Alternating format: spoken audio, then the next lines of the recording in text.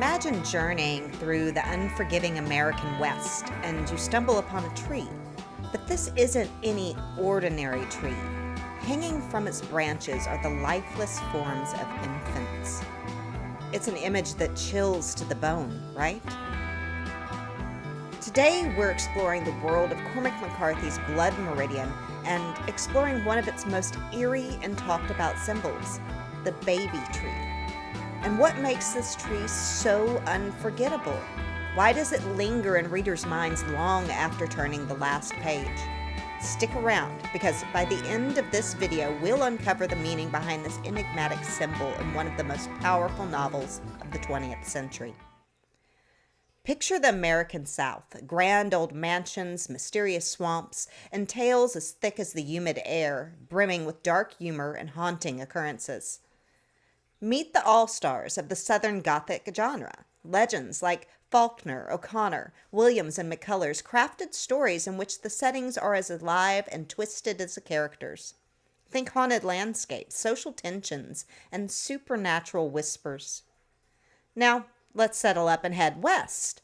While the classic Southern Gothic tales are set in the Deep South, our main attraction, Blood Meridian, takes these themes and rides them into the wild frontiers of the American West, in an almost anti-Western novel. In Blood Meridian, McCarthy brilliantly captures the essence of Southern Gothic, but with a twist. He tells a tale that uncovers the shadows of a place, an era, and more profoundly, the human soul. But before we go further into the desert with Blood Meridian, let's get a good grip on what makes Southern Gothic tick and how it laid the foundation for this masterpiece. The 1850s, the U.S.-Mexico borderlands, a vast expanse where lawlessness reigns and tales of adventure and horror unfold. Enter our central character, a young wanderer known simply as the Kid.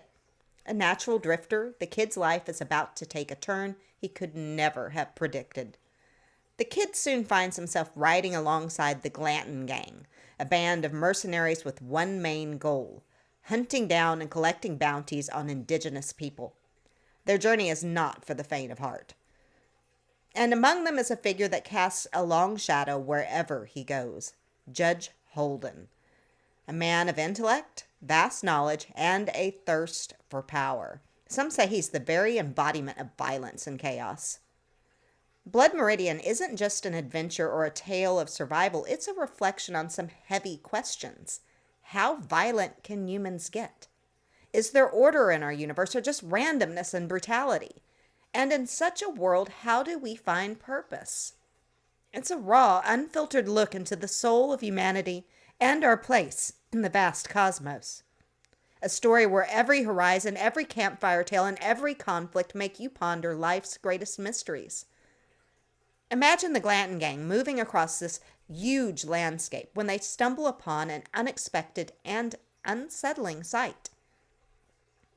Quote, "The way narrowed through the rocks, and by they came to a bush that was hung with dead babies. They stopped side by side, reeling in the heat.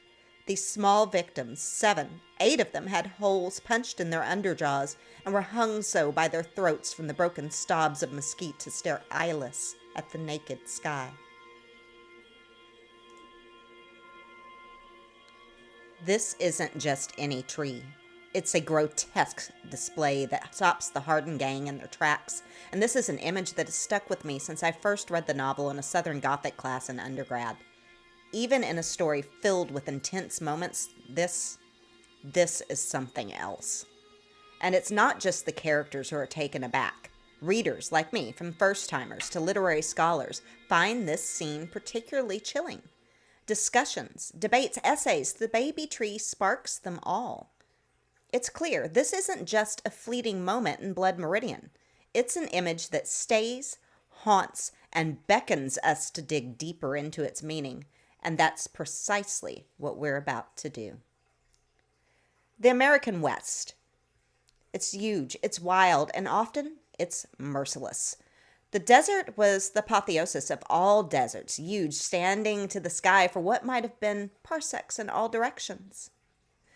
Throughout Blood Meridian, we're shown scene after scene of the West's raw brutality, and the baby tree is one, albeit stark, reflection of the land's harshness.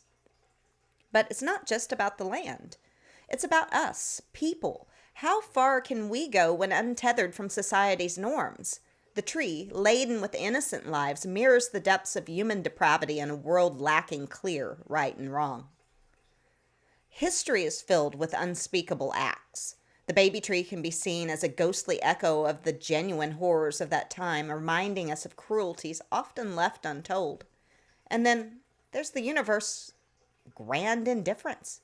Through characters like Judge Holden, the novel often goes into life's existential questions. War is God. This chilling sentiment suggests a world where conflict and death are not anomalies, but the essence, which brings us to a pervasive theme: mortality. Death dances through every page of Blood Meridian, and the baby tree is a poignant reminder of life's fleeting nature and fragility. Now, let's take a step back and ask ourselves, how does the baby tree fit within the richness of the Southern Gothic genre? Southern Gothic tales revel in their dark humor, the grotesque, and deeply rooted social issues. They hold up a mirror to society's underbelly, making us confront the uncomfortable. Think of Flannery O'Connor's Misfits, Faulkner's decaying Southern aristocracy, or the eerie events in Carson McCullers' tales. Each offers a window into the human psyche, often revealing what we'd rather keep hidden.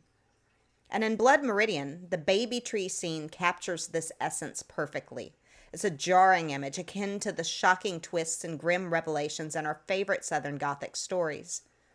The baby tree doesn't just stand as a symbol within McCarthy's narrative, it's a nod to a tradition, echoing the unsettling tales that have left readers spellbound for generations.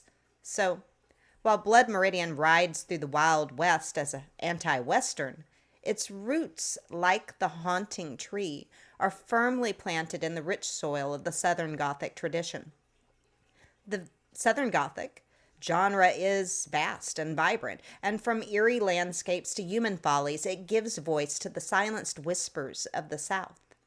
And just as we find haunting visions in tales by Faulkner and O'Connor, McCarthy's baby tree stands as an emblem, echoing the echoes of this storied genre. And each time when we encounter such symbols, they're like old friends from tales we've heard, beckoning us to deeper reflection. The baby tree in Blood Meridian isn't just an isolated symbol, it's a portal, inviting us into the labyrinth of meanings within the novel. McCarthy's prose is rich, and each venture into its depths can unveil new perspectives, fresh understandings. And that's the beauty of literature, right? Every reading is a new journey, every page turned a fresh revelation, and Blood Meridian is no exception. Till next time, keep those pages turning and minds churning. And if you enjoyed this video on the baby tree and Blood Meridian, give this a like and subscribe so you don't miss any other Learning with Dr. K content. It's free. And until I see you again, ta-ta.